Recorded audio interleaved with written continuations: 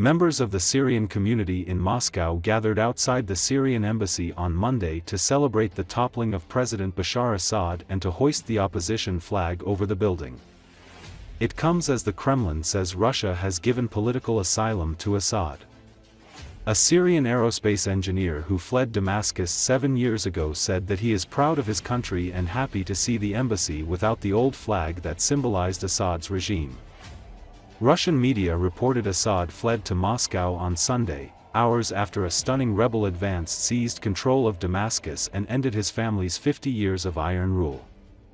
Russia requested an emergency session of the UN Security Council to discuss Syria, according to Dmitry Polyansky, its deputy ambassador to the UN, in a post on Telegram. The arrival of Assad and his family in Moscow was reported by Russian agencies Tass and RIA, citing an unidentified source at the Kremlin. Earlier, Russia said Assad left Syria after negotiations with rebel groups and that he had given instructions to transfer power peacefully.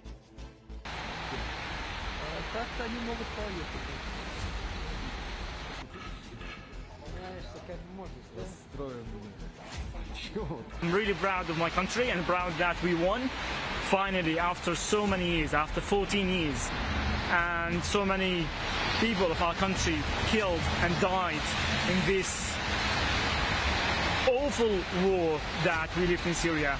And we are really glad that we came here to our embassy in Moscow without seeing the flag of the system that used to be in Syria.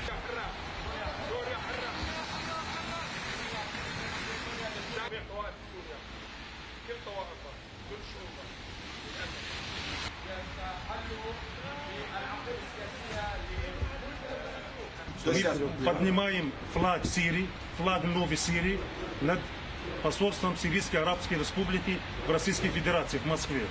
Мы пришли сюда сегодня поздравлять друг друга с таким успехом, с такой победой. Это для всех сирийцев, для всей Сирии. Это которые ждали больше 50 лет этот день.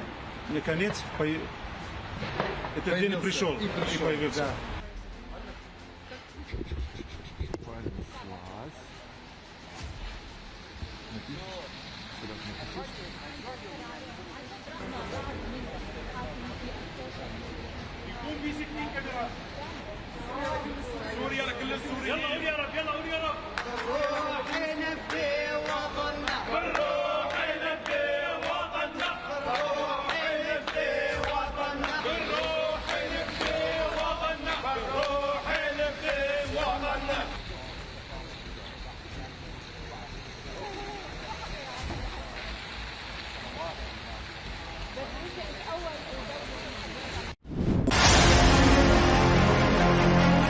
Ukrainian political scientist Volodymyr Tsybulko explained that if nuclear weapons are deployed in Belarus, the Budapest Memorandum can be considered inoperative, and Ukraine will have the right to restore its nuclear status. He expressed this opinion on Espresso TV.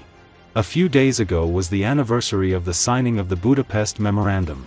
I am frankly surprised why the Ukrainian authorities did not turn this anniversary into a huge discussion platform on all well-known world panels. After all, it was the Budapest Memorandum that guaranteed the territorial integrity of Ukraine, explained Tsybulko. The political scientist noted that Ukraine will have every right to restore its nuclear status if Russian nuclear weapons are deployed in Belarus. It is important to explain why I started with the Budapest Memorandum. In addition to Ukraine, the memorandum includes Belarus and Kazakhstan. So during this war, there were many reports from Russia about the deployment of nuclear weapons in Belarus. Now they want to deploy a nuclear missile carrier on the territory of Belarus, as there are still some launch pits there. Therefore, if Lukashenko is now saying that he should be given access to launch such missiles, it would mean that Belarus automatically withdraws from the Budapest Memorandum and that this agreement has already completely ceased to be in force. In this scenario, Ukraine officially has the right to restore nuclear weapons. However, we have never declared this and the right to restore nuclear weapons, he added. Recall, Russian leader Vladimir Putin said that it was possible to deploy the Orshnik system in Belarus.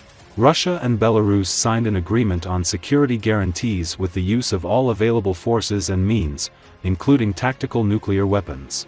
As for the possibility of deploying such a formidable weapon as the Orshnik on the territory of Belarus, since we have signed an agreement on security guarantees with the use of all available forces and means, I believe that the deployment of such complexes as the Orshnik on the territory of the Republic of Belarus is possible, the Russian leader said. According to him, this will become possible in the second half of next year as the serial production of the systems increases in Russia and as these missile systems enter service with the Russian strategic forces. In his turn, Belarusian dictator Alexander Lukashenko declared an unprecedented level of strategic alliance. Russia attacked Dnipro with this missile on November 21.